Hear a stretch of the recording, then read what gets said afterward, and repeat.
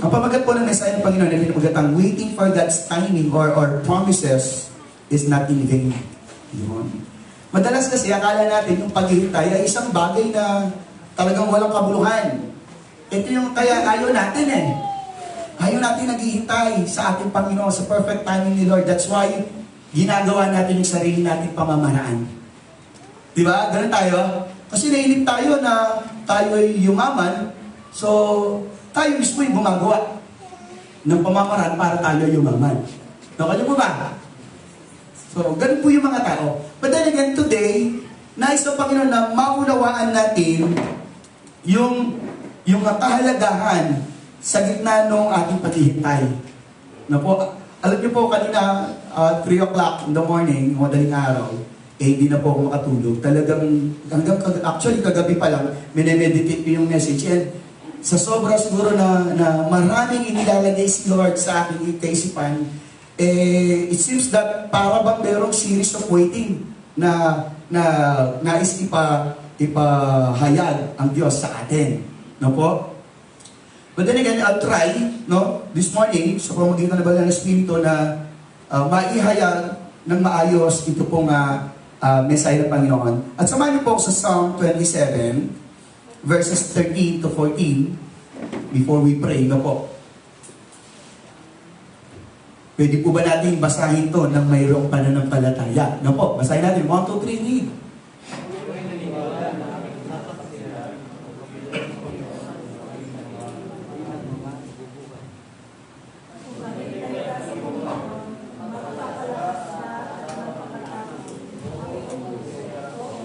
Amen. One of my favorite verse po yan, yung Psalm 27:14. Kasi po ang sabi niya sa Psalm 27:14, English po, ang sabi niya, wait for the Lord, be strong and take heart and wait for the Lord. So, tunay nga na pinapaunawa sa atin na tayo po'y maghintay. Maghintay, and then sabi niya again, be strong and take heart in the Lord, and take heart and wait for the Lord. So, wait for the Lord, and then sa kalagitnaan niya, meron be strong and take heart. So, along the way, makikita natin na yung paghintay, ito yung talagang nais ng Panginoon sa ating buhay na matuto tayo na maghintay at magtiyaga. Amen po ba? So, amen. So, tayo po lahat tayo bukod manalangin. Hallelujah. Napakabuti mo, Diyos, na dakila sa lahat, makapangyarihan. Salamat sa pagkakataon, Panginoon, na kami pinagkatipo mo this morning. Because we believe, O God, na may gagawin ka this morning sa bawat sa amin. Alam ko, Panginoon, sa pamagitan ng mensahe mo sa umagang ito, God, ay mauunawaan namin, Panginoon, yung bawat kaganapan sa aming buhay, bawat katanungan sa aming buhay, Panginoon. Kung bakit nga po ba, Lord, ang tagal na namin naghihintay, Panginoon. What is the meaning, Lord God, ng paghihintay? What is the purpose ng paghihintay? What it is to wait, Panginoon. So, lahat ng mga bagay nito, Panginoon, dalangin namin, ikaw ang sumagot, Panginoon Diyos. At dalangin din namin, Panginoon, that you will open our hearts, our mind, Panginoon, sa iyong mga salita. At ganoon din sa iyong likod, Panginoon, itago mo ko sa iyong likuran. At gamitin mo ko ayon lamang sa iyong kalooban, Panginoon. Ikaw yung maluwalhati, O Diyos, hindi po ang iyong likod. At dalangin po ng iyong banal na Espiritu ang siyang mag-ingat sa akin, Panginoon, sa pagpapahayag ng iyong mga salita. Gamitin mo lamang ako, Diyos, bilang daluyan ng iyong mga salita, ng mensahe mo this morning, O God. At nawa, O Diyos, muli, ay walang anumang pangungusap, salita o kaisipan na magmula sa iyong likod, kundi manggaling nawa sa iyo lahat, Panginoon, ng aming maririnig this morning. At pinagkakatiwala ko po sa iyong buong kongregasyon na ito, ang bawat oras pa na nalalabi sa umagang ito. Katagpuin mo kami, samahan, sa pangalan ni Jesus. Ito po ang aming panalangin at ang lahat ay magsabi ng Amen, Amen, Amen. Ito pala, natin natin. Siguro kung di natin matapos, no, sa susunod natin pag-aaralan pa, no? So, waiting for God's timing or promises is not in vain. Tandaan natin, sa title pa lang, na kung saan hindi po nasasayang ng ating paghihintay. If you think na you're just wasting your time, nag-aaksaya ka lang ng oras, ng panahon sa paghihintay, lalo na kung pinag-uusapan natin ay ang Diyos, ang mga pangako ng Diyos, nagkakamali tayo. Hindi kaaksayahan o kabiguan, no, ang paghihintay sa mga pangako ng Diyos. We need to to be reminded of that. Dito po sa Psalm 27:13, kailangan natin maunawaan ano ba yung sitwasyon dito ng taong na sumulat nito. Unang-una pang sumulat nito ay si Haring David. Alam niyo po, ang Book of Psalm, madalas ang alam natin, ang sumulat ay si David lang. No, hindi lang si King David. May mga ibang sumulat sa Book of Psalm. Kaya nga mga aklat, no, ng awit. So makikita natin na iba't ibang tao ang sumulat. Meron ditong sumulat si Solomon. Because base doon sa kanilang mga nararamdaman at ito po'y ginawa nila or inakop na lamang nila sa pag-awit, sa pananambahan. Ganito po si David. No po, ganito si David, na kapag siya'y mayroong nararanasan, he will just sing songs of praise. Hindi katulad natin yan na kapag may nararanasan tayo, magmumukmuk ka. Hindi ka magbabasa ng Bible, hindi ka mag-worship. Pinaparusahan mo yung sarili mo. It is not God. Pinaparusahan mo yung kaluluwa mo. Para bang sinasabi natin, dahil may pagsubok ka, may problema ka, hindi mo na ako mag-worship, hindi mo na ako magbabasa ng Bible, hindi ako mag-pray, hindi mo na ako dadalo sa mga Bible studies. Sino ba pinapahirapan natin? Si Lord? No. Ang pinapahirapan natin sa sarili natin. Because the more na hindi tayo nag-worship, the more na hindi tayo nag-pray, nagbabasa ng Bible, tayo, ang sarili natin, pinahirapan natin. Bakit? Isip tayo ng isip. Na kung saan dapat ang laman ng isip natin yung mga salita ng Panginoon. Amen po ba? But the thing is, kapag meron tayong pagsubok na pinag-aaralan, ang gusto natin ay ma-isolate tayo, punta lang tayo sa isang kwarto, magmukmok, mag-isip, gusto mo ikaw lang mag-isa, at iisipin mo yung sitwasyon mo, na kung saan masisira ka na. Nakanyo po ba? And, hindi ganun ang isang Kristiyano. Sabihin sa tabi mo, hindi ganun ang Kristiyano? Anyway, Kristiyano ka nga ba? Yun ang tanong dun eh. Kristiyano ka ba? Kung Kristiyano siya, bakit ganyan ka mag-react kapag may problema ka? Kapag may pinagdaraanan ka. Ganun ba ang mga Kristiyano? Kapag may pinagdaraanan, magmumukmok, o problemahin ang hindi naman problema? O hindi niya problema? Take note of this. Nung ikaw ay naging Kristiyano, ang mga problema mo ay problema na ng Diyos. Amen. That's why ang mga Kristiyano wala nang problema. Meron silang pagsubok na pinag-aralan, pero wala silang problema. Amen po ba? That's why, ang Panginoon, kung titignan natin siya, nung pinasulat niya, o nung sinulat ng Panginoon ang Bible, wala kang makikitang word na problema, at walang naging problema ang mga disciples, and even the great men of God. Mga propeta, wala silang naging problema doon. Kasi, si Lord lahat ang kumilos. Nandiyan ka pa po ba? Amen. So, napakabuti ng Panginoon. Alam niyo po, dito sa Psalm 27, na sinulat nga po nitong si David, makikita natin yung problema ni David dito, sabihin na natin, or yung pagsubok na dinaranas ni David. Kasi sabi po ng mga Bible scholars, yung mga magagaling sa salita ng Diyos, sa mga story ng mga lingkod ng Panginoon, ito po yung nasulat ni David nung panahon na siya po'y dumaranas ng napakabigat at napakatinding pagsubok sa buhay. It is a matter of life and death. Na kung saan, imagine niyo po si David na walang kasalanan, ang tangi lang niyang naging kasalanan niya sa pananaw ni Saul, ni Haring Saul, ay marami siyang napatay at siya po'y dinadakila. Siya'y hinahangaan ng maraming tao. Mga kawal, mga pinamamahalaan ni Saul, na dapat si Saul ang dinadakila nila, pero dahil si David ay naging mananagumpay, no po, so naasar itong sa Haring Saul. Kaya si Haring Saul, from that very moment, no, ay nagkaroon na siya ng pagkagalit kay David at nais niyang patayin si David. Ito yung isa sa mga pagsubok na dinaranas ni David. Wala siyang ginawang masama, pero gusto siyang patayin. Have you experienced that? Wala kang ginawang masama, pero nais mo sa akin ang kapitbahay mo ng mga tao. Tama ba yan? Dahil sa inggit. Okay? So makikita natin dito, hindi lang yun even yung pong anak ni David na si Absalom. Gusto rin siyang pabagsakin. Gusto nang kunin ni Absalom yung pagiging hari, bagaman si Haring David ay buhay pa. Well, of course, hindi naman kasi si Absalom ang magmamana ng pagiging hari o ng trono ng Israel. Tama? Sino yung anak niyang si Sino? Meron na rin Samson. Si Solomon. So, naka-prepare kasi yun, nakahanda kasi yun kay Solomon, hindi kay Absalom. Okay po ba? Okay. So, makikita natin yung pinagdaraanan nitong si David. Sa halip na po siya ay mag-isip kung paano gumante, paano unahan si Saul sa binabalak ni Saul kay David. Dapat si David, ako na yung mag-uunahan mo na si Haring Saul. And you know what? Maraming pagkakataon na ito pong si David ay maaari niyang patayin si Saul, pero hindi niya ginawa. Anong ginawa ni David? He worshiped God. Amen po ba? He prayed to God. Yun ang ginawa po ni Haring David. So makikita natin na dito po sa Psalm 27:13, meron po akong nais na basahin muna sa inyo dyan, yung muli, yung 13 to 14, no po. Ang sabi rito ni David, naniniwala akong bago ako mamatay. Ito po yung sasalin ko, no? Okay.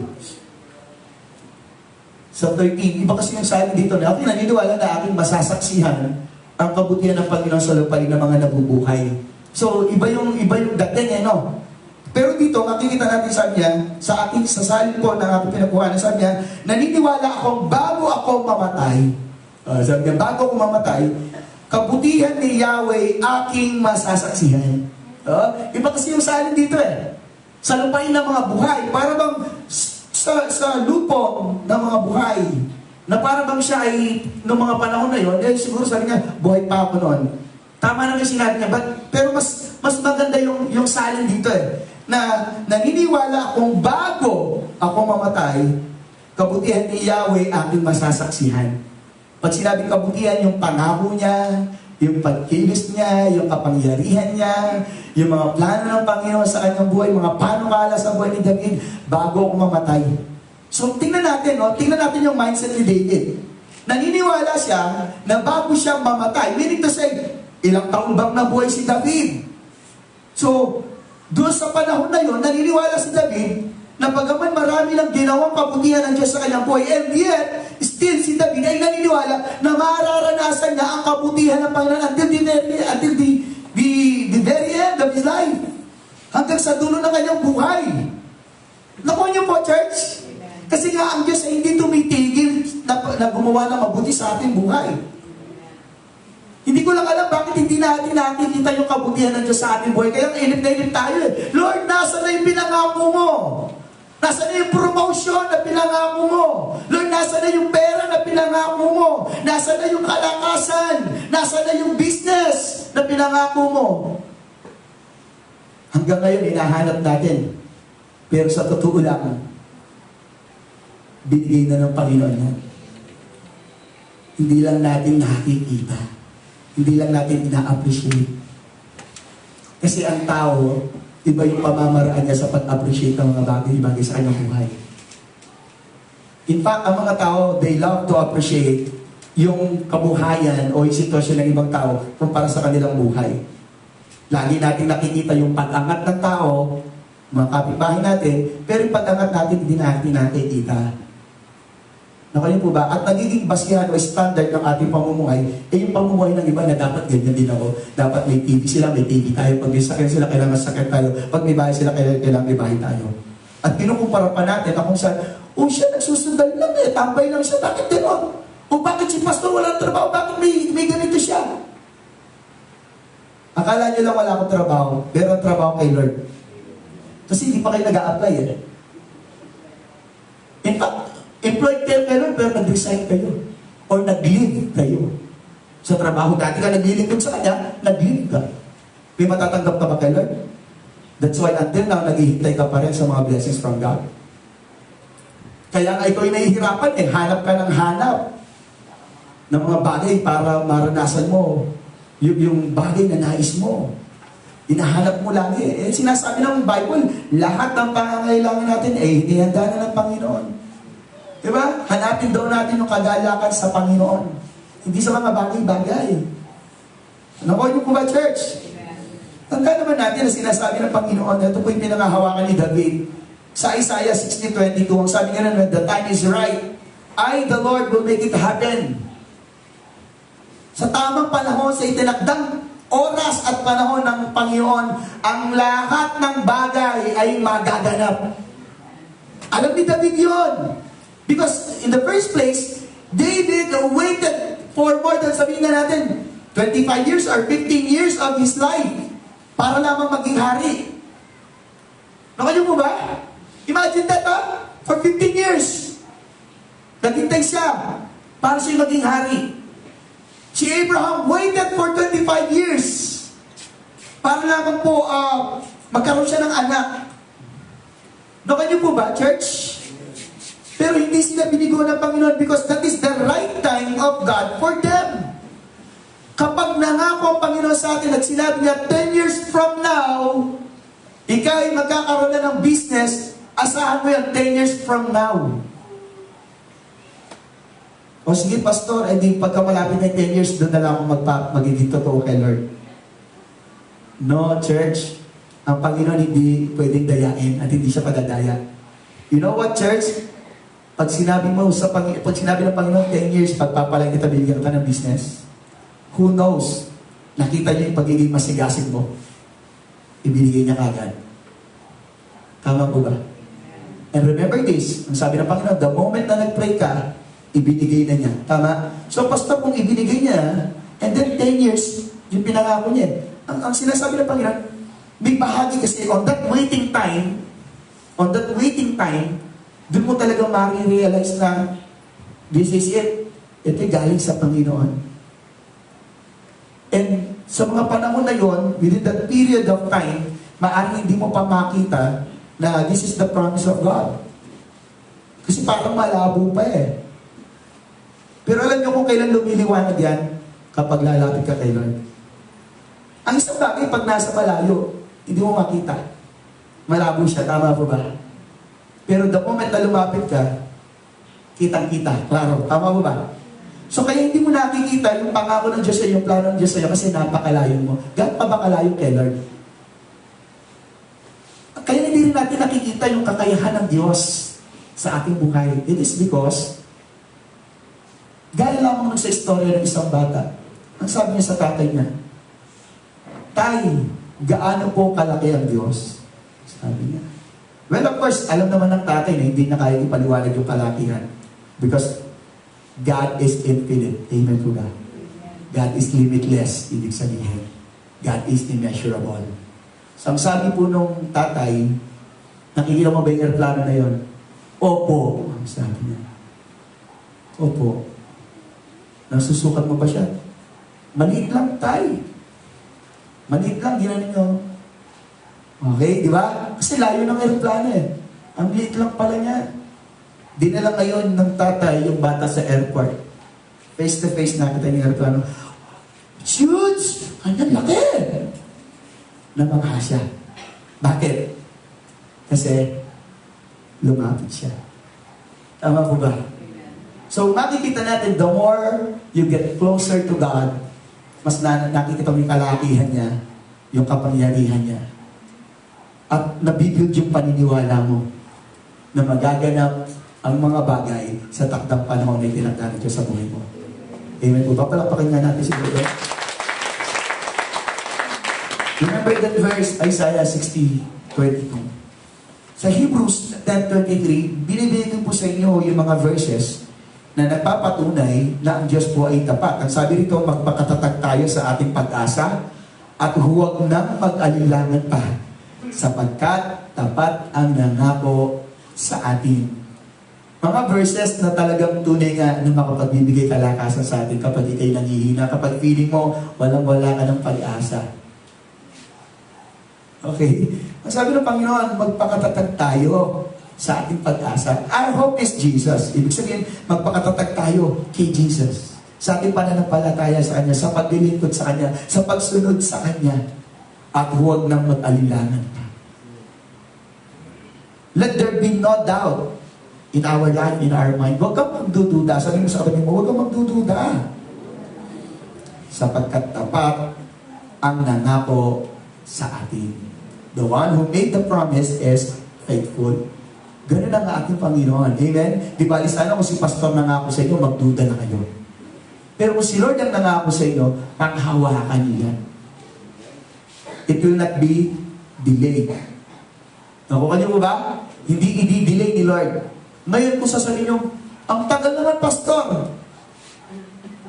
Kasi nga, babalik tayo, Isaiah 16:22. When the time is right. Meron kasi time sa lahat ng bagay. Ang problema lang kasi nangako naman ng Panginoon gagawin ko to sa ganitong araw.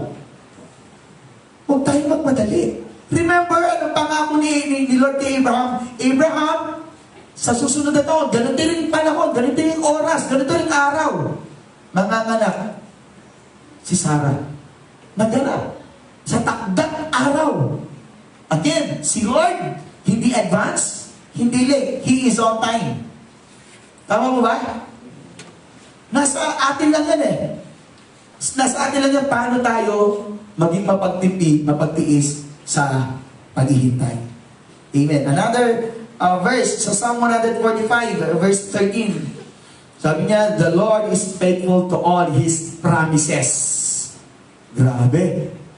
Promises. It is a plural. Tama? Marami. Hindi lang 5 pangako ng Panginoon. Maraming sinabi si Lord na I will. I will do this, I will do that, you will be.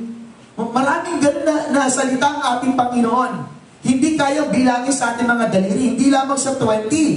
Hindi lang 100. Maraming pangako ang ating Panginoon sa atin. And you know what, church? Sa kabila ng maraming pangako na yan, punta tayo dito sa 2 Corinthians chapter 1, verse 20. Anong sabi dito? Pwede ba natin basahin 2 Corinthians 1:20? Anong sabi niya? Sapagkat ang lahat ng mga pangako ng Diyos sa Kanya ay hello! Oo!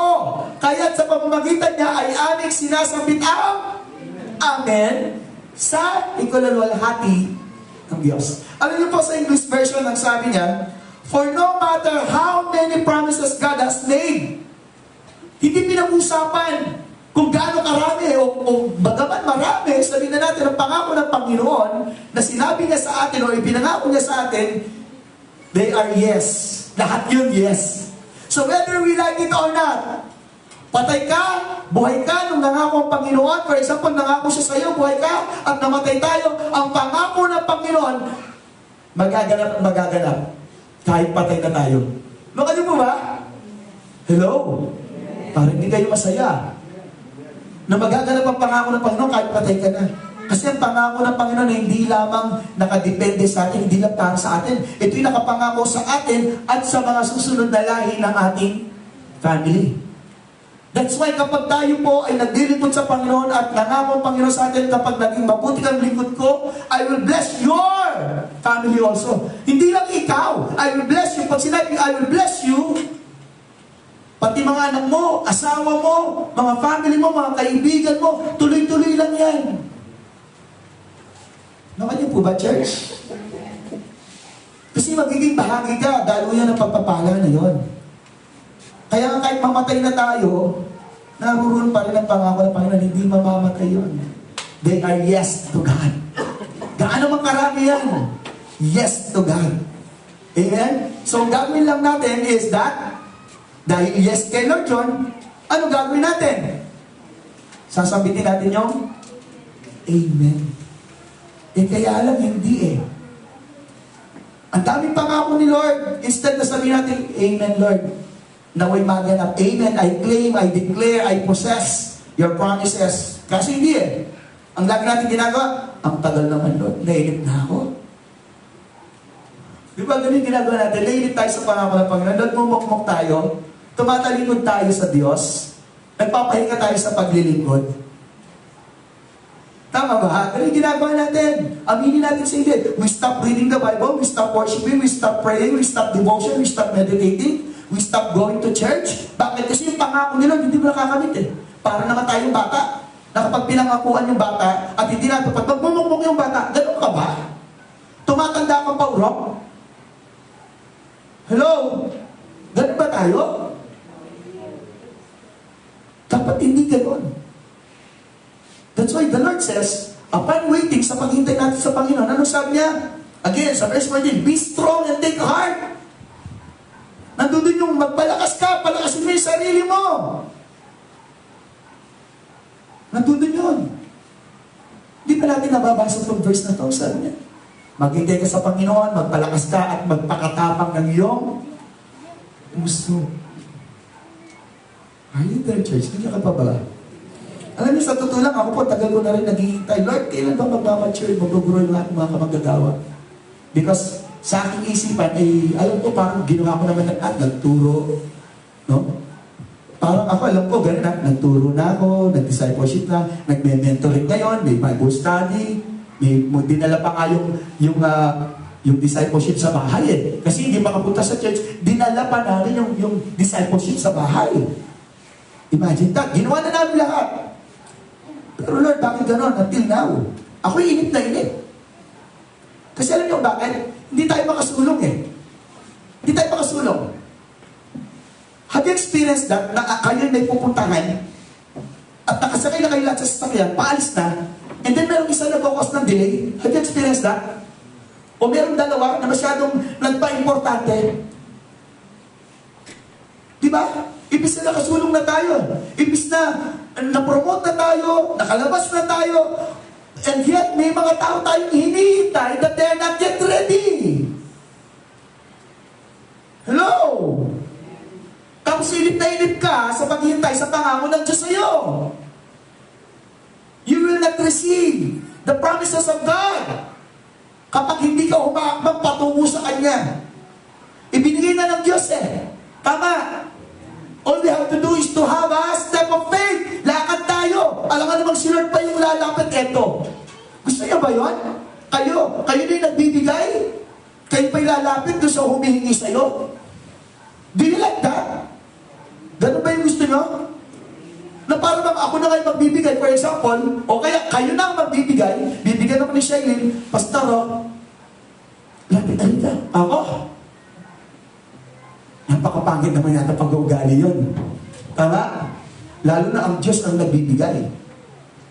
Diyos ang nagbibigay, tapos gusto mo, Lord, dito ka. Lapit mo sa akin yan. Baka gusto mo isubo pa sa'yo. At nguyain pa niya para sa'yo. Gusto niyo po ba pag binigyan ko kayo ng pagkain, nguyain ko para sa inyo? Gusto niyo po ba? Ang pangit naman, di ba? Ang pangit doon. So, dapat hindi tayo maging ganoon. Kaya nga sa ating paghihintay, talagang meron panghihinayang na nagaganap. Kasi dapat doon sa kalagitnaan ng paghihintay, meron tayong ginagawa, may nangyayari sa ating buhay na maganda. Are you there? So, ito yung pag-aaralan natin. May 4 dito. 4 lamang po yung inilagay dito, yung nilagay ng Panginoon sa aking puso. Things we need to understand in waiting for God's timing. Tandaan natin, we are waiting for God's timing. We are waiting for God's promises. Hindi tao, hindi pangako ng tao, hindi pangako ng Diyos. Yung perfect time na galing sa Diyos. So, number 1 is this. Sinasabi dito is that in our waiting, patience is being tested.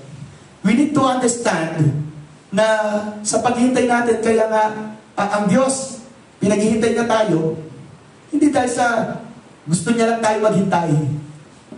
Kailangan natin maunawaan na sa ating paghihintay ay merong patience na nasusubok. Okay po ba? Are you there? Kasi tinitingnan ng Panginoon yun eh. Yung pagtitimpi mo, yung pagtsatsaga mo sa paghihintay sa Kanya. No po? Yun ang gustong makita ng Panginoon. So, sa madaling salita, waiting means testing. Sabihin natin testing. So, maaari sinusubok tayo ng Panginoon sa paghihintay natin. Hanggang kailan ka makapaghihintay? Dahil ba sa matagal ka naghintay, nawala yung pasensya mo? Doon pa lang, bumagsak ka na. Naku niyo po ba, tandaan natin, ang ipinangako ng Diyos ay hindi basta-basta. Lagi natin uunawahan yan. Ang mga bagay na hinihintay natin sa Panginoon ay hindi basta-basta. Kasi ang Diyos natin ay hindi pipitsugin. Hindi malit ang Diyos natin. Naku niyo po ba? That's why marami kailangan required na, o nire-required na patience sa paghihintay. Naku po? Okay. Pangalawa, in our waiting, sabi ganon, faith is being shaped. So yung una kanina, patience is being tested. And then, in our waiting, faith is being shaped. Sabi natin, shape. Yon. So, sa paghihintay pala natin, kailangan din natin maunawaan kung bakit kailangan natin maghintay at sa kalagitnaan ng ating paghihintay, ang sabi ganon, kailangan tayo nahuhubog. Sabi mo, nahuhubog. Nahuhulma. Yun, ganun pala yun, ano? So, isang bagay na dapat pala natin maunawaan din, na sa ating paghintay sa Panginoon, may purpose yon. Sabi mo, purpose. At yung purpose doon is, again, para ma-shape ang ating faith. Amen? So, waiting means to shape. Amen? Napakaganda nun. Alam niyo po si Abraham ay nahubog o nahulma yung kanyang pananampalataya sa kanyang paghihintay, sa hinihingi niya or sa pangako ng Diyos sa kanya. Kaya nga si Abraham po yung tinawag na father of faith. Siya talaga yung nahuhubog yung pananampalataya niya. Walang pananampalatayang katulad ni Abraham. That's why he became the father of faith. Walang sinabi yung faith ni David. No, may mga kanya-kanyang karakteristik yung mga lingkod ng Panginoon eh. Kanya-kanya sila. Si David naman siya yung the man after God's own heart. Kasi siya yung, the moment na nagkasala siya, mananalangin, hingi ng kapatawaran. The moment na nalulungkot siya, mag-worship siya. Ganun yung karakter naman, yung karakteristik nitong si David. So makikita natin, ito namang si Abraham, because he waited for the promises of God, for the promise of God, which is Isaac. No, nakita sa kanya yung pananampalataya niya nahubog. No? So, that is one of the purpose of God. And we need to understand that. Na kaya tayo pinaghihintay ng Panginoon, hindi para sa wala lang. No! Kaya tayo pinaghihintay ng Panginoon, pinahihintulutan niya na tayo maghintay para mahubog ang ating pananampalataya. Amen po ba yun? Amen. So, napakaganda nun eh. Yung pala yung purpose nun. So, alam niyo po ba kung ito yung magiging way para ma-shape, mahubog yung ating pananampalataya eh. Lord, I am willing to wait. I am willing to wait. No? Kaya ang isang bagay na inilagay sa akin ng Panginoon, no po, dito sa Psalm 130, no po, gusto ko pong basahin sa inyo yung Psalm 130. Napakaganda. Ito po yung sinabi ng Panginoon. This is another one, a form of waiting. Sabi niya, out of the depths, pwede ba sa Tagalog, kuya? Para mas maunawan natin. Sabi niya, mula sa kalaliman, sabi ganun, o Panginoon, ako sa iyo'y dumating. Ang sabi ganun. So, Panginoon, tinig-tinig ko'y pakinggan, mga pagdinig mo'y makinig sa tinig ng aking mga karaingan. Kung ikaw, Panginoon, ay magtatala ng mga kasamaan, o yung he will keep, yung iipunin niya. O Panginoon, sino kayang makatatagal o makakatagal? Kung ikay nag-iipon ng mga kasalanan ng tao, sino ba'y makakatagal? Yan ang ibig sabihin, verse 4. Ngunit sa iyo ay may kapatawaran upang ikaw ay katakutan. Verse 5, ako'y naghihintay sa Panginoon, naghihintay ang aking kaluluwa, at sa kanyang salita ako ay umaasa. Sige po. Sa Panginoon ay naghihintay ang aking kaluluwa, higit pa kaysa bantay sa umaga, tunay na higit pa kaysa bantay sa umaga. Verse 7, O Israel, umasa ka sa Panginoon, sapagkat sa Panginoon ay may tapat na pagmamahal at sa Kanya ay may saganang katubusan. Verse 8, ang Israel ay tutubusin niya mula sa lahat niyang pagkakasala. Alam niyo po, nung po binabasa ko to kagabi, hanggang kanina, inuulit-ulit ko po ito, hindi ko alam, siguro mga 5 beses ko nabasa itong buong chapter ng verse 30 na to.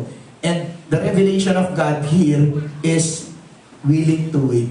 Sabi mo, willing to wait. Alam niyo mo, madalas kami po kapag akala talagang madalas din, nakain sa labas. Akala mo talagang, halimbawa, mag-fishball lang kami sa labas.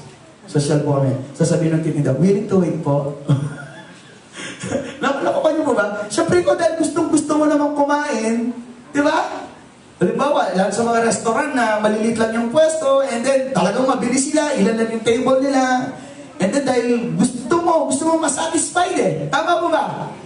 Eh, willing to wait ka. Amen po ba? Because alam natin na kapag naghintay tayo, makakakain tayo at matitikman natin yung masarap na pagkain. Magkakaroon ka ng satisfaction, magkakaroon ka ng fulfillment, magkakaroon ka ng joy. Tama po ba? That's why sinasabi natin willing to wait. Because we know kung ano yung putahe nila, alam natin kung gaano kasarap yung niluluto nila, yung mga pagkain nila. That's why we are willing to wait. Ngayon, let us put it this way. Kung alam mo ang Diyos makapangyarihan, alam mo pag ang Diyos magbigay iba, willing to wait tayo. Tama? Kasi ang mga surprises ni Lord ay talagang it is beyond our understanding. Diba? Sabi nga sa Corinthos, wala pang nakakita, walang nakarinig, walang kayang umunawa sa mga plano ng Panginoon or sa hinanda ng Panginoon. Sa lahat ng sa kanyang umiibig. Imagine that. You know what, church? Kung talagang makikita lang natin kung ano yung hinanda ng Panginoon sa kalangitan, siguro you're willing to wait kahit gaano pa katagal yan. Willing to wait. Kayo nga, di ba yung mga magulang, you're willing to wait para maisilang ng mga anak. Tama mo ba? And then imagine mo, malapit na yung kabuhanan ko. Sabi ng mga magulang to, ng mga babae, excited na siya, naglilihi pa lang siya, binili na niya ng damit eh. Gumawa na ng ninang. Yan sa mga nanay, may mga ganun nanay, lalo sa mga first timer, and then they are really praying for it, na talagang nanalangin na magkaroon ng baby. Sa una pa lang talagang nakikipag-away pa yan kung ano, babae ba, lalaki, or what. Diba? Tapos, kinokontrata na niya lahat ng mga ninong at ninang. Uy, ninang ka. Naghintay ka for 9 months or 40 weeks, let's say. And then makikita mo kahawig lang ng tatay. Diba? Disappointed ka, tama? Kaugali lang nanay, kamukha ng tatay. Disappointed. Pero ano pa man ang mangyari, nandun yung tinatawag na willing to wait. Okay? You're waiting because you're expecting something that is so wonderful. Amen po ba? Amen ba, church? Amen. Ay, nakaka-excite kasi na may gagawin talaga si Lord sa church dito. Alam niyo bakit? Kasi nakikita ko dami pagsubok ng church. Na-excite tuloy ako dami gagawin ni Lord. Because I remember what happened to Job. Job experienced a lot of trials in his life. How many times? But then again, after that, ano nangyari sa kanya? Diba? Kasi, hindi naman paparanas ng Panginoon ang isang bagay sa atin nang walang kapalit kapag napagtagumpayan niya. Pero pag sumuko ka, nainip ka sa paghihintay, sa pagkilos ng Panginoon, talo ka. Kaya nga lang sa isang libro sa Bible, si Habakkuk, hindi ko alam kung kilala si Habakkuk. Kasi si Habakkuk, minor prophets na hindi masyadong binabasa ng mga Kristiyano. Hanggang chapter 3 lang siya, pero hindi binabasa ng mga Kristiyano. Ano po kayo po? Basahin niyo si Habakkuk. Kasi si Habakkuk, nagkaroon siya ng complaint sa Panginoon. 2 times. Twice siya nag-complain sa Panginoon. Panginoon, hanggang kailan mo ba alisin itong mga kalaban namin, ng mga kaaway namin? Nasisiyan ka ba na kami pinapahirapan nila? Araw-araw na lang, nabubuhay kami, gigising kami. Puro mga kalaban ang nakikita namin. Lord, pinapapuran mo ba sila? Ang sabi ni Habakkuk. Alam niyo, binabasa ko si Habakkuk kahapon, hanggang kagabi. Siguro mga around 5 times din, binabasa ko siya. Binasa ko sa Tagalog, binasa ko sa English, binasa ko sa sa NLT version. Ganun po kasi pag-aaral ng Bible, hindi mo nababasahin sa isa lang. So binasa ko siya, how many times? Binabalik-balikan ko. Same. Let's go to Habakkuk. Napunta muna tayo sa Habakkuk. Bago po yung Zephaniah, punta po tayo dyan. Sa Tagalog po natin basahin si Habakkuk. Babasahin lang natin yung chapter 1. Sabi niya, O Panginoon, hanggang kailan ako hihingi ng tulong? Tingnan nyo ha. Kasi nainip si Habakkuk eh. Okay? At hindi mo papakinggan o dadaig sa'yo ng karahasan at hindi ka magliligtas. Tingnan nyo po. Sige, baba tayo kuya. Bakit mo hinahayaang makita ko ang kamalian at tingnan ang kasamaan? Ang kasiraan at karahasan ay nasa harapan ko. Sabi niya pa ko nakikita niya yung mga pangit na kaganapan sa kanyang buhay. Sabi niya, paglalaban at pagtatalo ay lumilitaw. Ayan, nandun po yung mga nagaganap sa kanilang buhay. Last verse, ano sabi niya? Kaya ang batas ay hindi pinapansin at ang katarungan ay hindi kailanman nangingibabaw sapagkat pinaliligiran ng masama ang matuwid, kaya't ang katarungan ay nababaloktot. Tingnan niyo po si Habakuk, masyado na siyang nape-pressure, gusto na niyang makaranas ng kapayapaan sa kanyang buhay. Nakuha niyo po ba? Ganun si Propeta Habakuk. But then again, there is this answer of the Lord. Naroon yung katugunan ng Panginoon. And then, after niya marinig yung katugunan ng Panginoon sa kanyang mga reklamo, sa mga complaint niya, meron na naman siya isang reklamo na naman. No? And then after that, sinagot na naman siya ng Panginoon. But praise God, ito pong si Habakuk, he was rebuked. Na-rebuke siya. At nakalimutan niya na hindi pala ito tungkol sa mga nararanasan niya, kundi ito tungkol sa Diyos. Are you there? So kailangan natin lagi maunawaan that it is all about God. God's purpose. That's why tayo po'y naghihintay. We need to understand na may plano ng Diyos, may layo rin ng Diyos sa gitna ng ating paghihintay. Kaya ang sinabi niya, wait for the Lord. Take courage and take heart. And wait for the Lord. Ibig sabihin, sa kalagitnaan ng paghihintay, meron tayong mararanasan na napakabigat. Nakanya mo ba? Mabigat. But then again, it doesn't mean natitigil ka na sa paghihintay sa Panginoon kasi hindi nasasayang o nababaliwala ang paghihintay natin sa Panginoon. Just keep on waiting. Sabihin sa katabi mo, keep on waiting. Yun ang nais sa Panginoon eh. So pangatlo, punta tayo dito. In our waiting, sabi dito, is that God is preparing us on how to become a good steward.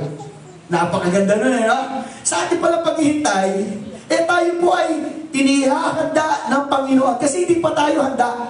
Pag sinabing pine-prepare, we are not yet ready, but God is preparing us. Nakanyo po ba? Kasi hindi po pwede, Lord, ready na ako. Wala namang preparation na naganap. Are you there? Masasabi mong ready ka na kapag mayroong preparation. Kaya nga, ang inilagay ni Lord, bakit Lord hindi ready? Bakit preparation? Kailangan ma-prepare ka for you to become ready. Grabe yung revelation ni Lord na pinag-aaralan ko. Grabe nung minimeditate yung word niya. Lord, now I know, now I understand, Lord, you're preparing us because we are not yet ready. Sa mga bagay na hinihingi namin sa iyo, bagaman, nariyan na. Di ba sabi ng Panginoon, hindi nyo pa man hinihingi. Binigay ko na, naririto na, ibig sabihin. Kinatagpo na niya tayo. But then again, hindi pa tayo ready. Okay po ba? And I remember, no, sa buhay ng isang pamilya sa Bible, yung buhay po nung father and son, yung prodigal son. Okay? Yung prodigal son, makikita natin doon na nagkaroon siya ng tinatawag na mismanagement. Sabi natin mismanagement. Ibig sabihin, hindi niya talaga naingatan yung mga kayamanan na binigay sa kanya. Because in the first place, yung prodigal son ay hindi pa handa, hindi siya prepared. Nakaya po? Kasi wala pa sa tamang panahon para makuha niya yung mana niya eh. Kasi ang mana ay naibibigay lang kapag patay na ang nagpapamana. That is biblical. At according din naman sa batas, kapag mayroong last will and testament, nagiging ganap ang last will and testament kapag namatay na ang nagpapamana. Nakuha niyo po ba? Are you there? Okay. So, ngayon, nagmadali itong bata.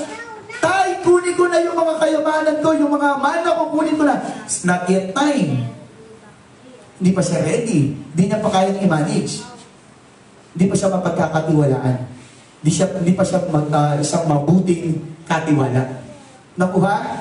Kaya nga, doon sa kalagitnaan ng paghihintay, merong nagaganap na preparation. Sabi mo preparation. So, ang ibig palang sabihin is that waiting means preparation. Kailangan natin maunawaan yun. Now I know, Lord, pinaprepare mo pala kami. Sometimes sinasabi natin, ready na ako, Lord, ready na ako. Pero hindi ka prepare. Church, prepare ka na ba? Ready ka na ba na makatanggap ng pagpapala sa Lord? Baka hindi pa. Baka hindi pa. Alam niyo bakit? May mga tao, may mga Kristiyano na nangingi sila sa Diyos. Nangingi sila sa Diyos. Listen to this. Alam ko meron kayo hiningi sa Diyos, tama? At binigay na niya. Tama po ba? Yung iba hindi pa binigay, hindi pa binigay na. Nung naibigay na sa inyo yung hinihiling nyo, nawala kayo. Nawala kayo sa church. Nag-focus kayo sa binigay ni Lord sa inyo. Hindi kayo mabuting katiwala. Ang tawag sa mga tao na yung mapagsamantala. And I don't know kung ikaw yun. Na after mong na-receive yung hinihingi mo, Lord, maikasal lang kami, Lord. Maglilingkod ako sa iyo. Ibinigay ni Lord. Bagaman alam niya na hindi ka mabuting katiwala, pero binigyan ka niya ng pagkakataon to prove yourself. Pero anong ginawa mo? Anong ginawa natin? Nung nakuha natin, nakasal na kayo, syong! Umalis ka. Tumalikod ka. Lord, bigyan mo ko ng anak. Maglilingkod ako sa iyo. Pagkakatiwala ko yung baby ko sa iyo. Maglilingkod kami buong pamilya. Nung nagkaanak ka na, sabi mo, hindi ako pwedeng umalis, Lord, kasi yung baby ko. Ako po natin. Marami tayong pinapangako sa Lord para lang mamithin natin yung oo ni Lord. Marami tayong pinapangako sa Panginoon, Lord, sige na. May mga ginagawa pa nga tayo. Habang hinihingi mo sa Lord, Lord, maglilingkod ako sa iyo, mag-worship ako, magiging abala ako sa gawain, and then nung binigay na ni Lord, naglaho kang bigla. Kaya alam niyo po, sabi ng Panginoon, mas gusto ko pang naghihintay na lang kayo. Naghihintay na lang kayo. Naman niyo po ba, church? So yung palang paghihintay, ang ibig sabihin nun is, again, preparation. Nais kasi ng Panginoon na tayo po'y ihanda. Again, sa isang napakalaking bagay na nagagaling sa Panginoon. Isang mabuting bagay. Baka hindi kasi natin kayang i-handle yung mga bagay-bagay sa buhay natin na hinihingi natin sa Panginoon. Maybe we are not yet prepared. Humingi ka ng bahay. Lord, kahit maliit lang na bahay. Alam ko, Lord, napakaliit lang na bagay sa iyo, kaya mong bigay. Yes, nothing is impossible with God. Totoo po yung kayang bigay ni Lord yung bahay na yan. Ganun lang kaya ni Lord yan. Walang imposible sa Lord. But the problem, kaya mo na ba na panghawakan yung mga hinihingi mo sa Lord? Can you handle it? Pastor, sandali lang i-handle yan, ha? Business. Pastor, dati yung trabaho yan. Church, sandali lang. Pag sinabi, kaya mo bang i-handle ang business na yan? Ibig sabihin, yung bang business na mo yan, kaya mo pa rin mag-iwanan yan para sa Sunday worship. Hello? Kaya nga nangyayari yung business mong yan, yung business na maging blessing sa'yo yan, nagiging pasakit sa'yo. Yung trabaho mo nagiging pasakit sa'yo. Kasi alam mo bakit? Alam mong tama na ang Sunday para sa Lord. Na alam mong tama na merong Bible study, may mga fellowship, pero wala ka. Kasi nga, yung pagpapala na yun, yung business na yan. So nagiging burden pa sa'yo yan. Kasi alam mo kung ano yung tama. At alam mo na kung ano yung ipinanako mo sa Lord nung hiningi mo yan.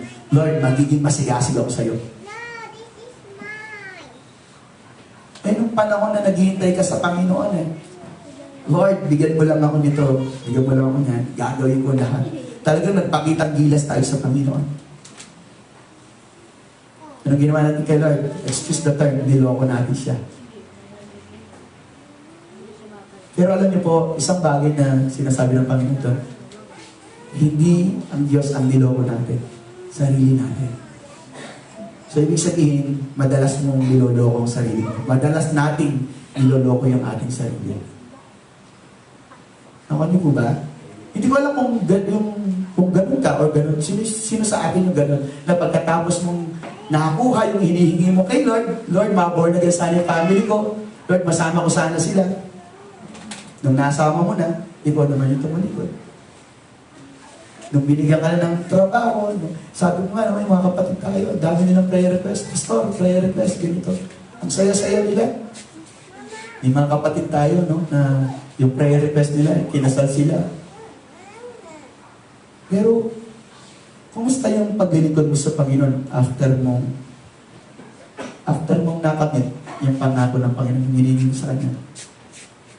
Nung pinagaling ka niya, naghihingi ka ng kagalingan. Nung pinagaling ka ni Lord, nasa pa ngayon. Gusto mo ba muling magkasakit? Gusto mo ba muling ma-bankrupt? Gusto mo ba muling mawalang maging magwatak-watak kayong family? Mapagkakatiwalaan nga ba tayo? Tandaan natin, ang kikitain ng Panginoon o yung haharapin niya at papapasukin sa kanyang kaharian, those people who are faithful servant. Tama? Kaya ang sabi ng Panginoon, well done, my good and faithful servant. Ito yung mga tao na good steward.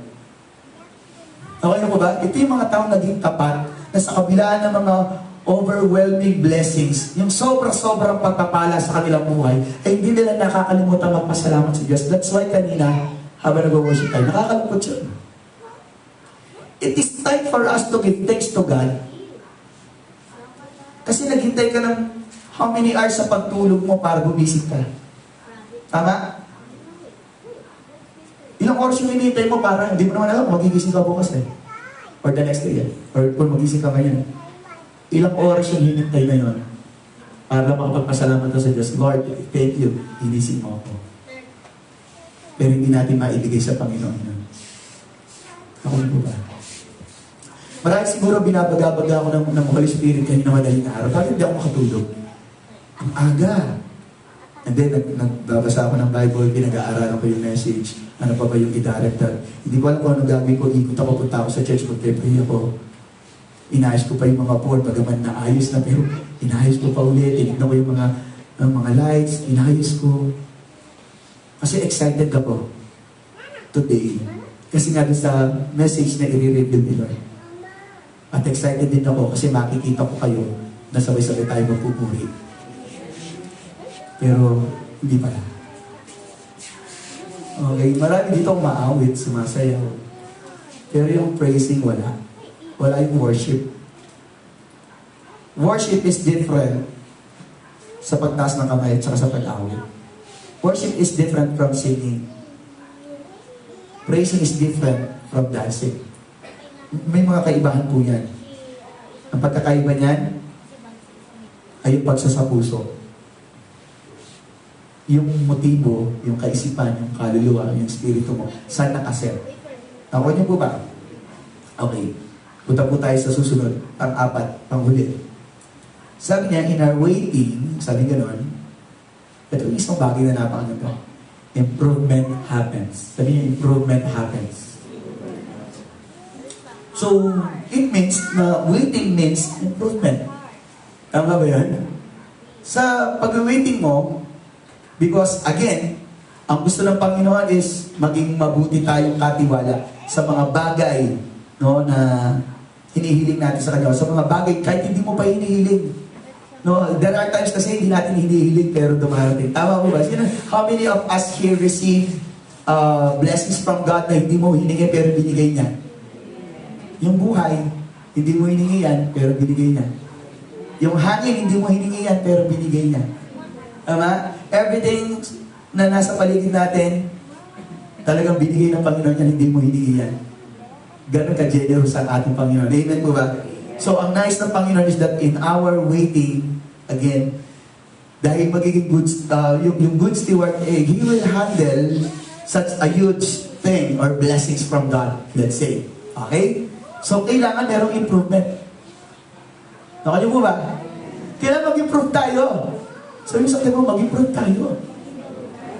Ibig sabihin ng improvement, merong grow, may paglago, na dapat ipakita natin na tayo ay karapat-dapat. Anak ko nyo pa ba? Kasi alam nyo, merong senaryo sa Bible na merong pinili ang Diyos, may pinili ang Diyos, nung una, okay siya. Pero dumating doon sa point na kung saan, hindi pala siya naging karapat-dapat. Along the way. Along the way. Alam niyo kung ano yung kasiraan? Ano yung naging kasalanan niya? Hindi siya nakapaghintay. Sabi mo sa katabi mo, hindi siya nakapaghintay. Alam niyo po kung sino yan? Si Haring Saul. Ito yung time na si Haring Saul ay talagang unti-unti na siyang tumatalikod sa Panginoon. Sa kabila ng mga pagpapalang binigay sa kanya ng Panginoon. Kasi lumaki yung ulo niya. Lumaki yung ulo ni Saul. No? Hanggang sa ginagawa na ni Saul yung sarili niya. So, pag ginagawa na niya yung sarili kakayanan, ibig sabihin, hindi na nakakapaghintay itong tao na to. Kaya dumating sa point na yung isang propeta, nakalimutan ko yung isang propeta Samuel, ay nag-utos kay Haring Saul. Ang sabi, Haring Saul, pumunta ka doon sa lugar na kung saan ikaw ay maghahandog sa Diyos. Hintayin mo ako. Ang sabi ni Solomon. Pero alam nyo, hindi nakapaghintay si Haring Saul. Ginawa niya yung sarili niya at siya nagkamali doon. Siya nagkasala. So in short, tingnan niyo po. Kapag tayo pala hindi marunong maghintay sa Panginoon, kasi parang sinasabi natin sayang yung time. Hello? Di ba? Ganun tayo. Sayang yung oras. Dapat na tayo. Dapat marami na ako nagagawa. Dapat nakapaglaban ako. Sayang! Dahil naghihintay nga tayo. So, makikita natin, dahil sa hindi paghihintay ni Haring Saul sa tamang panahon o tamang oras ng paghahandog na sinabi ni Propeta Samuel, anong nangyari sa kanya? Pinausahan siya ng Diyos at ang banal na spirito, yung anointing power, pwede sabihin mo, anointing power. Yung anointing power hindi niya naranasan, inilipat ngayon kay David. Iniwanan ng banal na spirito si Haring Saul at lumipat kay David. So meaning to say, kapag ikaw ay walang improvement, no? Walang improvement, ibig sabihin hindi ka karapat dapat. Walang paglago, walang pakikinig, walang pagtitiwala, ay ang sinasabi ng improvement sa lahat ng aspeto. Walang pagpapasakop, mapagmataas. No? Kapag hindi ka talaga karapat dapat sa mga pangako ng Panginoon, bagaman ipinagkaloob na niya sa'yo, pwede pa niyang kunin at ibibigay sa mga karapat dapat. Na willing na magkaroon ng improvement sa kanyang buhay. Kahit na ikaw ay pastor at magaling ka na mag-preach, pero kapag ikaw'y nananahan ka sa sarili mong kakayanan at hindi ka nagpapasakop sa banal na spirito, sarili lang natin ikaw na. Kasi in fact, again, sabi ko sa inyo, ang dali lang gumawa ng message eh. Ang dali. Pero alam ng pastor, alam ng nagpipreach, na hindi ito galing sa banal na spirito. It has no power. Wala siyang power. Wala siyang anointing. Kaya kung kakanta tayo dito, dadaanin lang natin sa magandang boses, pero hindi magandang puso, wala yon. Or magandang espiritu, wala yon. Ay, kumakanta tayo pero walang anointing, wala yung power. Are you there? Kaya, tignan po natin, no? Kapag walang nakitang improvement ang Diyos sa atin, sa panahon ng ating paghihintay. Kasi tinitingnan ni Lord eh. Tinitingnan niya maaring sa mga unang panahon, karapat dapat niya eh. Kasi tandaan natin, sa panahon na yan, pinapakita natin sa Panginoon, Lord, kailangan ako. Kailangan magpapapasin tayo sa Panginoon, Lord, dapat ako yung best mo. Tama? Kaya nga sa church, kung sino yung talagang masunurin sa Panginoon, sila yung pinagpapala ng Diyos. Ngayon, kung ayaw mo magpagpalay ng Diyos, okay lang, huwag kang sumunod. Pag sinabing may bagustuhan, huwag kang mag-atin. Okay lang yun. Wow. It's okay. Blessing lang naman yun eh. Tama? Blessing lang naman yun eh. Hindi ka, kala nyo kay Lord, hindi ka na kailangan pumila pa. Nakuha niyo po ba? Hindi ka tulad nung kapag meron magbibigay sa atin ng relief goods, ikaw yung pipila. Ganun yung ginagawa natin kapag may pila. Maaga ka pupunta para mauna ka. Kahit napipila ka. Kahit mahuli ka sa church, basta nakapila ka. Basta mauna ka sa pila. Yun ang gusto natin. Pero pagdating sa church, ayaw mong pumipila. Ayaw mong naghihintay. gusto natin, tayo ang hinihintay. Gusto mo, nariyan na lahat, tapos ikaw yung grand entrance, nandiyan ka, papasok ka huli. Kaya, wala ang anointing sa'yo. Wala, yun, dapat yung mga bagay na sa'yo muna, napupunta sa iba. Kaya alam mo, church, kung titingnan mo yung katabi mo, nasa likuran mo, sa harap mo, dapat yung kung ano yung nararanasan niya blessing, sa'yo dapat yun eh. Nakalimu mo ba? But the problem, sabi ni Lord, kayo naman bibigay ito. Hindi ko sino na dyan. Sino ba yung nakapasok sa kalangitan? Hindi ba yung naroroon yung 5 virgins? Na naroroon? Yung 5 virgin, wala sila. Kasi wala silang balak maghintay. Kaya nga hindi sila nagdala ng extra oil eh. Ayaw nilang maghintay. Gusto na agad-agad. Ano nangyari sa kanya? Hindi sila nakapasok sa kaharian ng Diyos. Amen po ba doon? Kaya nga, ang nais ng Panginoon ay makita niya yung improvement sa atin. So ngayon pa lang, if we are really praying for a big church, a big place, gusto natin lumabas. Church, alam nyo, siguro akong pinakauna na gusto ko nang lumabas. Hindi na tayo under ng COVID. Hindi na ito yung sinasabi ni Kim Chiu, bawal lumabas. May batas, bawal lumabas. Gusto ko nang lumabas. But the problem, ang sabi ni Lord, hindi ko pa nakikita yung improvement sa inyo. Parang hindi pa kayo karapat dapat. Siguro nga, meron pang ilan na pumipigil pa. Nandiyan pa ba kayo? Marahil hindi tayo binibigyan talaga ni Lord ng napakalaking bahay. No? Kasi nga, wala pa yung mga mabubuting katiwala ng Diyos na magdadala ng kaluluwa doon sa bahay-sambahan na yun. Kasi ito nga lang, nahihirap pa yung punuin eh. Dito nga lang, sabi ni Lord, ang daming bakanting upuan. At pag hindi na-church yung kapatid, wala silang pakialam, hindi naman nila pinapalawat yan. So, bakit pa tayo bibigyan ni Lord ng mas malaki? Dito pa nga lang. Dito pa nga lang, pag sinabi mag-pray ka, ayaw ko. Magbasa, ayaw ko. Ikaw mag-share, ayaw ko. Ikaw mag-preach, ayaw ko. Puro ayaw. Gusto mo blessing? Gusto ko. Gusto mo promote? Gusto ko. O sige, maglingkod ka kaya, ayaw ko. Church, we need to improve. Amen? Tayo pong lahat. And I remember, no, dito sa, may babae, no, na byuda, na humihingi ng katarungan para sa kanyang mga anak. At siya po'y patuloy na humihingi. Ito po siya ng ating kapatid before, yung pagiging consistent. Pero isa pang bagay na dapat natin malaman, hindi lamang yung pagiging consistent, kundi yung tinatawag na persistent. Consistent kasi ganyan lang yan. Yung persistent, it is a combination ng pagpapatuloy at paglato. Amen mo ba? Hindi lamang tayo magiging consistent kang attender, ganyan, kaya nag-attend ka na nag-attend. Wala kang pag ganun. Ang sarap kayong gumagano. Tama ba? Imagine how many years ganyan na yung buhay mo. Ganyan lang yung sitwasyon ng buhay. Okay ka lang ba dyan? Basta kumakain ka lang 3 beses sa araw. Okay ka na ba doon? Sino dito gusto niyang namumuhay lang siya 3 beses sa isang araw kumakain siya? Okay na kayo doon? Alam po, hindi.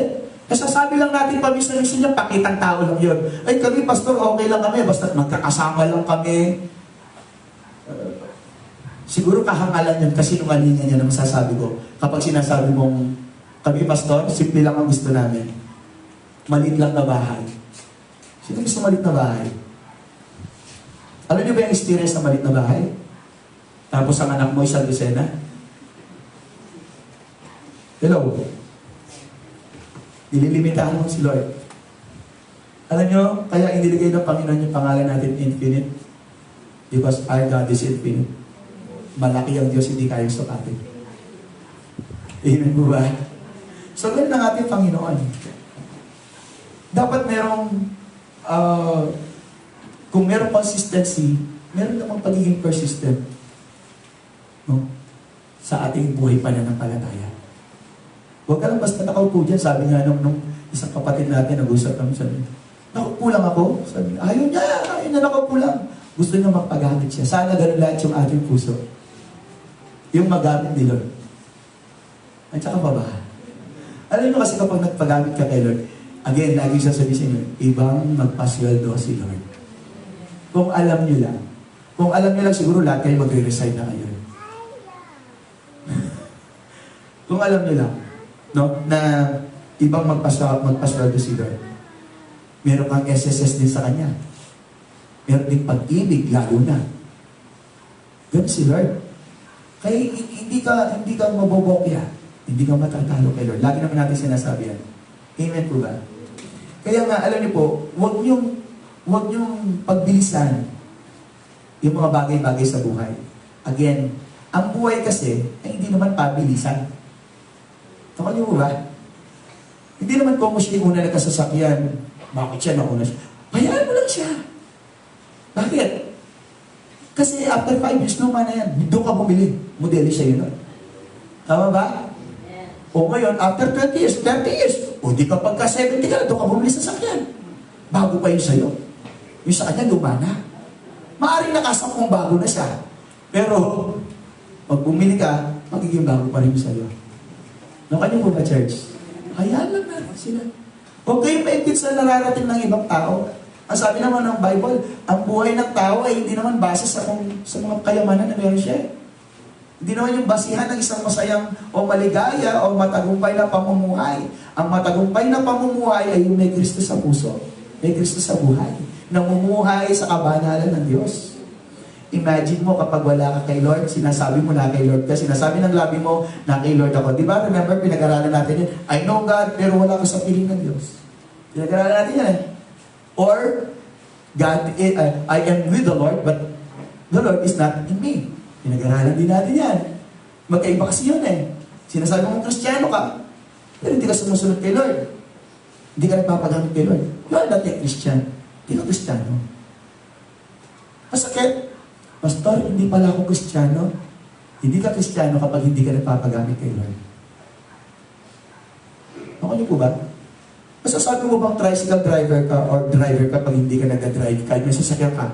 Masasabi mo bang driver ka? Hindi. Tama po ba? Hindi. Kahit 10 pa yung sasakyan mo kung hindi ka nag-drive, hindi ka driver. So same. Nagbabasa ka ng Bible? Sige. Nag-attend ka ng church? Okay. Pero, hindi ka naman sumusunod sa Kanya. Pag-display lang, para lang masabi sa mga tao, ay, nagbabasa ka ng Bible, no? Ay, nag-church siya. Pero, wala kang pagsunod kay Lord. You are not a Christian. Again, balik tayo. Well done, my good and faithful servant. Meaning to say, may ginawa. Sabihin mo, may ginawa. May pagsunod. Yun ang i-welcome ni Lord. Imagine, lahat binigay niya ng blessings, yung 3. Yung isa 5, yung isa 2, yung isa 1. Yung 5 ginamit niya, may pagsunod. Tama? Binati niya, well done, my good and faithful servant. Yung pangalawa, naging 4. Kasi may improvement again. Well done, my good and faithful servant. Yung isa na nga lang, tinago niya. Makasarili yun. Nagkaroon siya ng takot. Kasi kung titingnan natin yung Bible, mababasa mo, no? Kasi Lord, natatakot po ako dahil alam kita, Lord, na nakikinabang ka sa mga hindi mo pinagpaguran. Sabi ni nung lalaki, imagine na, gano'n niya sinagot si Lord. Nasabi ni Lord, alam mo palang gano'n na ako'y nakikinabang sa mga hindi ko pinagpaguran. Bakit hindi mo na lang ito ibinako at least kahit pa paano tumubo? May nakuha. Ibig sabihin, kahit sa papaanong paraan man lamang sana, nagpagamit ka. Nag-improve ka. Nag-grow ka. Yun ang ibig sabihin ito. Pero ang ginawa natin, tinago natin, pinagkait natin yung blessing na pinagkaloob sa atin ng Panginoon. Nakuha po ba? Kaya nga, walang paglago din naman sa bahay, sa ating buhay eh. Why don't you try God in your life? Pag sinindihan mo siya, paglikuran mo siya, tignan natin kung hindi kayo i-promote. Ganun lang ang Panginoon eh. Ganun. Ang napakadaling kausapin ng Panginoon sa simpleng pagsunod lamang. Simpleng pagsunod. You know what, church? Kaya sa kabila ng pagdalo natin sa gawain, nakakaranas tayo ng kalungkutan, kahinaan. Kasi alam mo, na hindi nasusunod ang Panginoon sa buhay mo. Hindi mo siya sinusunod. Bakit? Kasi nandun yung Holy Spirit sa iyo. Tama? Sabi ng Bible, tandaan niyo to, na tayo ay naglingkod sa Panginoon, sumunod sa Panginoon, sa harapan ng napakaraming witness ng mga testigo, ng mga mananampalataya. And then after that, nagkaroon ka ng Holy Spirit. Yung Holy Spirit nasa sayo. And then suddenly, si Holy Spirit na nasa sayo ngayon, ang gusto ni Holy Spirit, maglingkod ka sa Panginoon, hindi mo inintindi, hindi mo inisip yung sinasabi. Hindi ka nakinig sa sinasabi ng Holy Spirit na nasa iyo. So, ano nangyari? Nag-grieve, nasaktan, nalungkot si Holy Spirit. At alam natin, sa ating kaisipan, na hindi nagagalak ang Diyos sa ating buhay. Pero tayo parang kontento lang tayo, basta church-goers lang ako. Church-goers lang ako. Basta punta-punta lang ako sa church, ganyan lang ako. Siguro yung mga taong ganun, they go to church because of one purpose, blessing. Nothing more, nothing less. Ilang gusto nila, blessing lang. Nothing more, nothing less. Okay? Okay, nasa yung blessing. May bless ka na. Eh, pag dumating si Lord, makakasama ka ba? Hindi. Kanta natin. Yung blesser is much more important than the blessings. Ang nagpapala ang mas higit na mahalaga kaysa sa pagpapala. Yung nagpapala, dapat ang ating bigyan toon. Nakalimutan mo ba, church? Ang tagal na natin pinaghintay si Lord sa ating buhay. Again, sabi ko sa inyo, hindi ako magsosobra, pero ito yung Holy Spirit sinasabi niya sa atin. Huwag natin paghintay ng Panginoon. Di balik tayo yung maghintay sa Lord. It's okay. Dapat magpaunahan tayo sa Panginoon. Amen po ba yan? Huwag mo sabihin, mag-giveaway, sige, una ka na. Pag sa pagkain, unahan tayo. Pagdating kay Lord, ika na pa mo, ikaw muna mag-preach, ikaw muna mag-share, ikaw muna kumanta, ikaw muna. Hindi ba pwedeng, akuin mo na? Diba? Sabi nung sa DCAS, ako muna. O ikaw muna. Dapat akuin mo na. Sige, pagdating kay Lord, sige, ako muna mag-pray, sige, ako muna magbabasa, sige, ako muna, sige, pastor, ako muna mag-preach. Nakuha niyo po ba, church? Hello? Okay, so dapat yung paghihintay natin, again, hindi nasasayang yan. We need to understand na hindi nasasayang ang paghihintay sa Panginoon. Lagi nating unawain na mayroong nagaganap sa kalagitnaan ng ating paghihintay sa Panginoon. Amen po ba? Tayo pong lahat tumayo.